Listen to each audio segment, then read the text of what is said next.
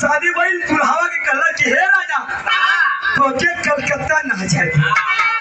कहला कि क्या बात है ऐसे तू हमके अथवा कर दू। कहले हम सुनले हई कि जे कलकत्ता में जाला मेहरारून के माया में फंस जाला कबो लौट के ना आवा।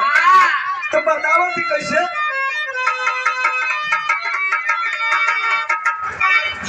अरे चाहे नहीं दे बच्चा अरे करके न करिया मेहरिया कौनो रात लेवा। अरे चिंटुआ के पापा मेहरिया कौनो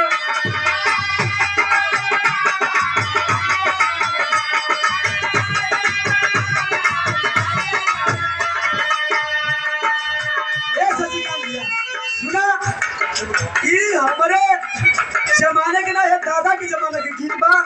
निजाम भैया तो के नहीं लगे था भाई सोचला कि बुला जाए ये लोग के गीत वो जमाने में गावा। ये भाई भाई संकेत करा वो दादा लोग के तब करा कैसे।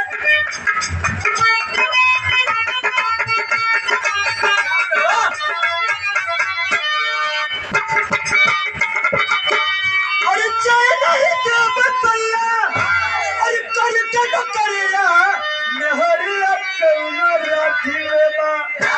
अरे चिंटुआ के पापा मेहरिया कौनो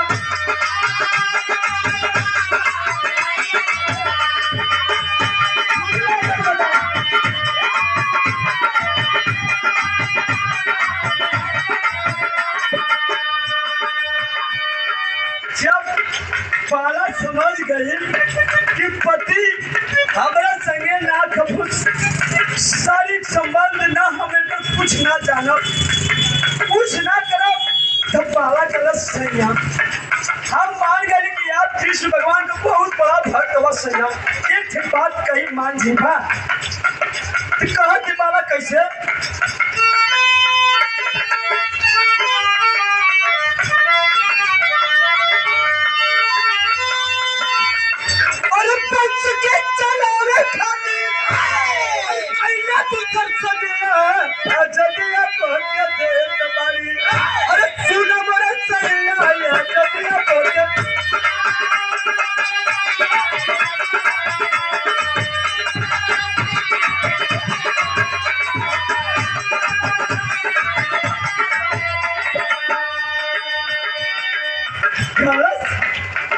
कि दूसर शादी कैला सैया हमारे तरफ से छूट है।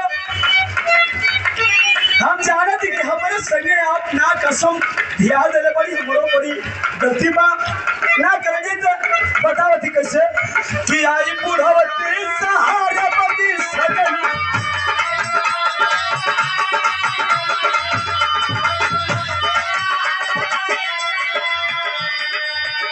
जीवन साथी लाई के पथाल घरे अपन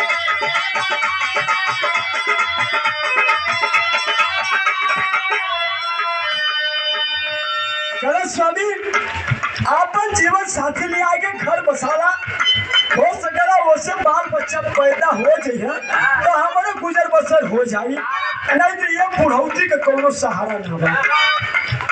कैसे कि जीवन साथी लाई के बसाल घरे अपन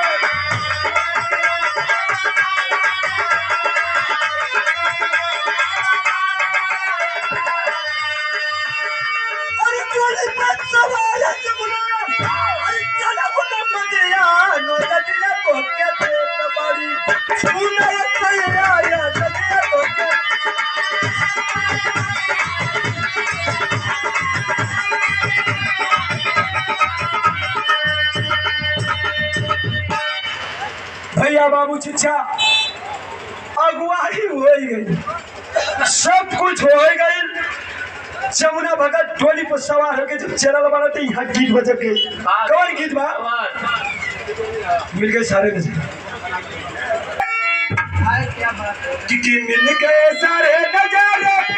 अरे वो क्या बात हो गई तूने काजल का दिल में रात हो गई।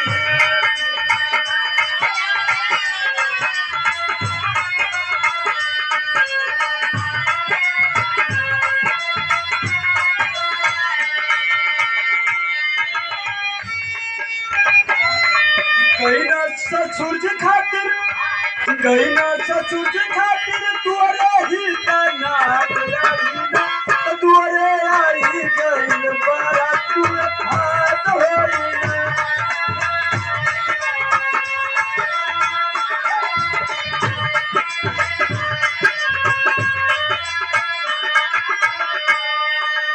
रात पहुंच गए सनक के घरे, कलश की हमारे परिवार वही बहनिया से शादी करला, वही घरे में फिर शादी हो गई। जमुना का शादी वही बाला नाम के लड़की के बहन चल वही बहनिए से।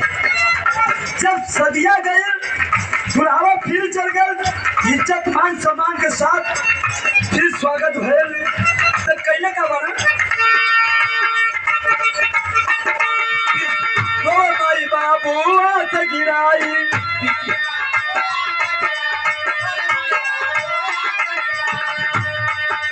बेटी के कई विदाई।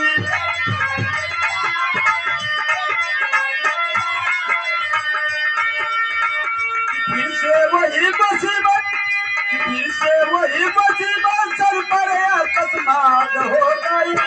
कोई सोच शादी दुआरे चपरात आ गई।